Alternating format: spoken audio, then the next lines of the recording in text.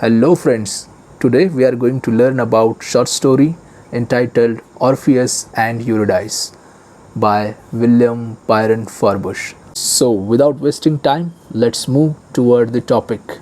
Orpheus and Eurydice इस short story को जानने और समझने से पहले हमें विलियम बायरन फॉरबुश जो इस शॉर्ट स्टोरी के ऑथर है उनके बारे में थोड़ी सी जानकारी हमें लेनी चाहिए।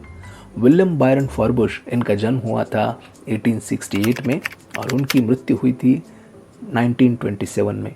दोस्तों, विलियम बायरन फॉरबुश एक अमेरिकन ऑथर थे, एक रिलीजियस आदमी थे, वो एक पास्टर भी थे। और ये जो शॉर्ट स्टोरी ली गई है उनकी famous book myths and legends of Greek and Rome से। दोस्तों, विदाउट वेस्टिंग टाइम बढ़ते हैं अपनी शॉर्ट स्टोरी की तरफ। थेसी या थेसली नाम का एक बहुत ही खुशहाल देश था जो आज के ग्रीक राज्य में आता है, और वहाँ पे एक आदमी रहता था, उसका नाम था ऑर्फियस।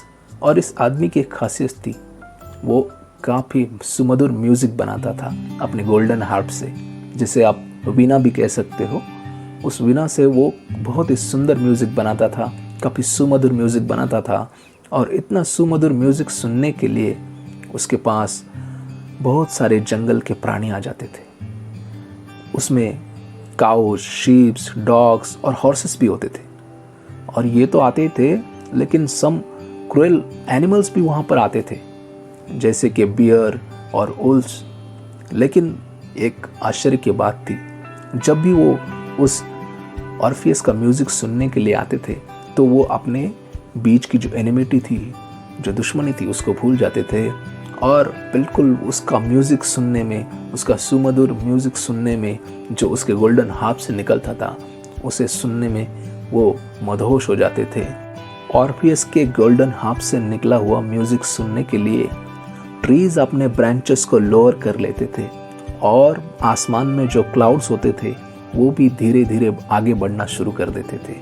और मानो हवा के झोंके ऑर्फियस के पैरों में आकर कुछ साइलेंट सा म्यूज़िक प्ले करने लगती थी, और उसका म्यूज़िक सुनने के लिए मानो स्काई भी थोड़ा सा ब्राइट हो जाता था। इस तरह का म्यूज़िक वो अपने गोल्डन हार्प यानी वीणा से प्रोड्यूस करता था। ऑर्फियस की एक पत्नी थी जिसका नाम था यूरिडाइस।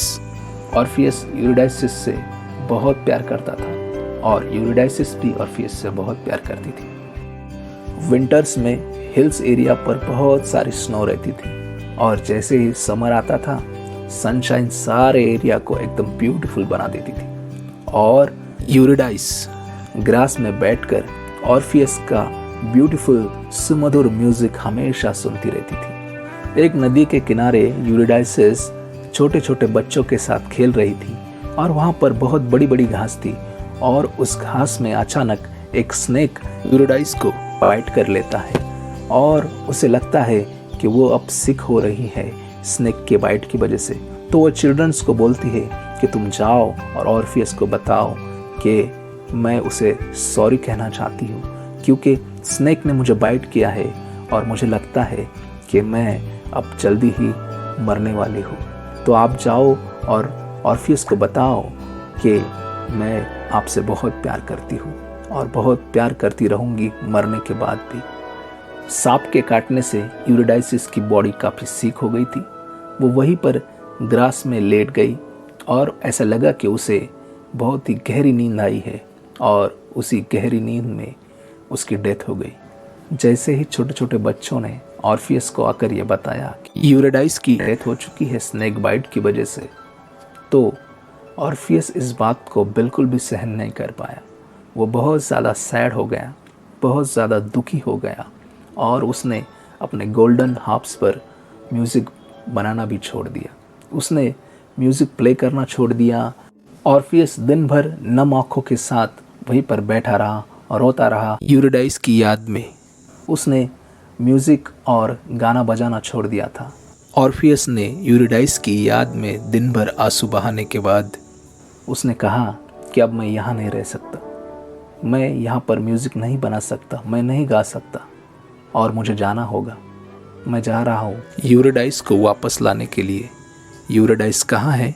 वो मृत्यु लोक में गई है, उसकी डेथ हो चुकी है, और मुझे जाना चाहिए उसको वापस लाने के लिए। क्योंकि मैं उसके बगैर ज़िंदा नहीं रह सकता और मैं उसके अलावा अपनी लाइफ को इमेजिन ही नहीं कर पा रहा हूँ। इसलिए मुझे जाना होगा जहाँ पर डेथ के बाद लोग जाते हैं, मैं वहाँ पर जाऊँगा और यूरिडाइस को वापस लेकर आऊँगा। ऑर्फियस ने अपने हाथ में अपना गोल्डन हार्प लिया और यूरिडाइस की खोज में वो निकल पड़ा। वो चलता गया, बहुत दूर तक चलता गया और जहाँ पर सूरज डूबता है और रात हो जाती है वहाँ तक वो चलता गया और उसने देखा कि उसके सामने एक बहुत बड़ा गेट था जो काफ़ी डार्क था और उसे आयरन बार्स से बनाया गया था। उस गेट को लॉक करके रखा गया था ताकि कोई भी उस गेट के अंदर आसानी से ना जा पाए। उस गेट के आसपास की सारी जगह काफ़ी डार्क और ग्लूमी थी, बहुत ही रहस्य और गूढ़ता से भरी हुई थी।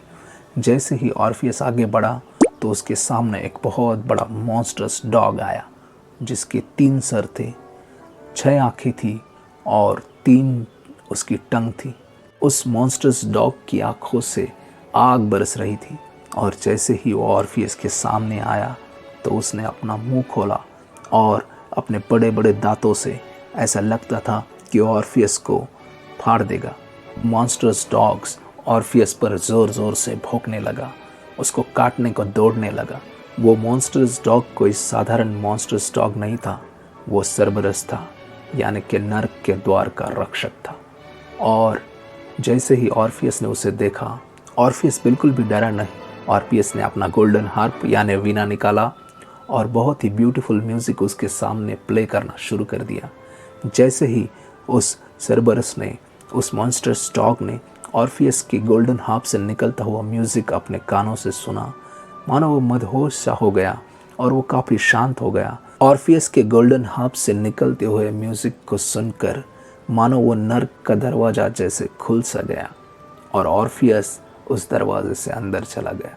जैसे ही वो अंदर गया उसने देखा कि एक बहुत बड़ा वहाँ का पैलेस था और उस पैलेस पे बहुत सारे गार्ड्स थे।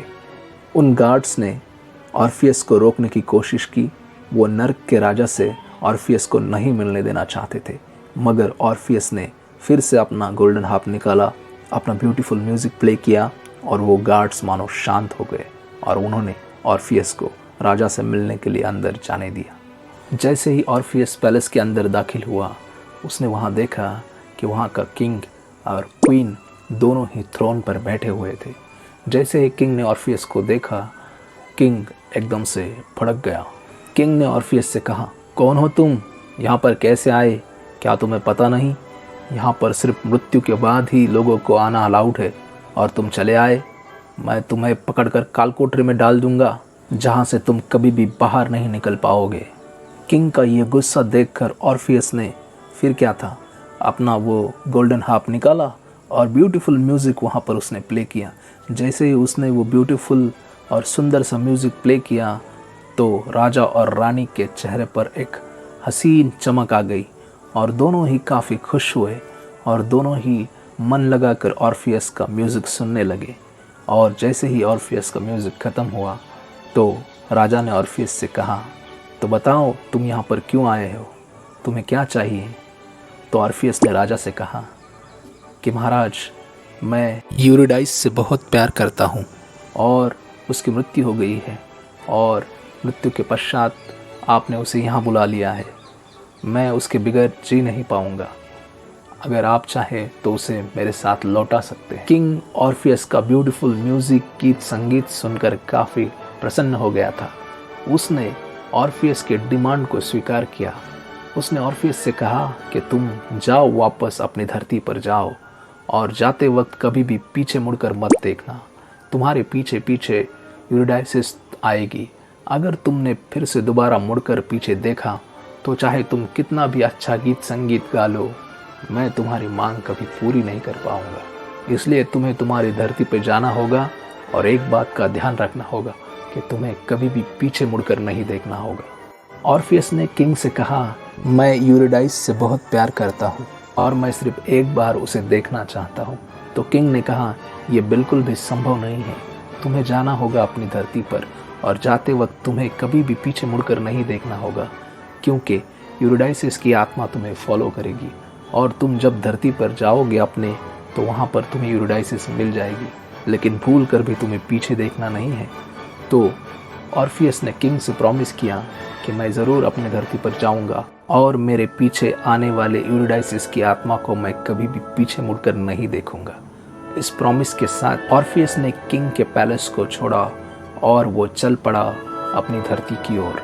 रास्ते में वो पहुंचा डार्क गेटवे के पास। वहाँ पर उसे मॉन्स्टर्स डॉग सर्बरस वहाँ पर दिखा, लेकिन उस डॉग ने बिल्कुल भी ऑर्फियस को हर्ट नहीं किया, क्योंकि उसे वो पहचान चुका था। ऑर्फियस डार्क गेटवे से आगे बढ़ा। उसे दूर का सफ़र तय करना था, उसे बहुत दूर तक चलकर जाना था, लेकिन वो इम्पेशेंट हो गया।